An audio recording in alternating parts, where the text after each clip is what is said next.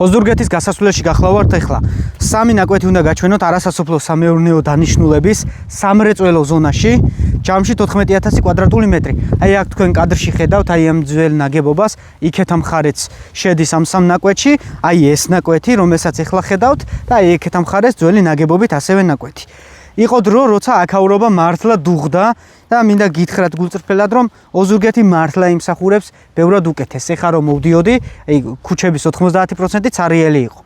ესეთი შესაძლებლობები არ არის ბევრი, თუმცა არის გამოსაყენებელი. ვინაიდან არასასოფლო სტატუსი აქვს, შეგიძლიათ რომ სამეწარმეო დანიშნულებით გამოიყენოთ ეს ადგილი. რომ არ გადაიხადოთ სადღაც $150 იმის გამო რომ კვადრატული მიწა იყიდოთ, ჯობია რომ აქ ჩადოთ ინვესტიცია. თან, აი აქვე, აი გაყვანილობას რო ხედავთ ბოთს, მაგის ქვემოთ გადის ლიანდაგი.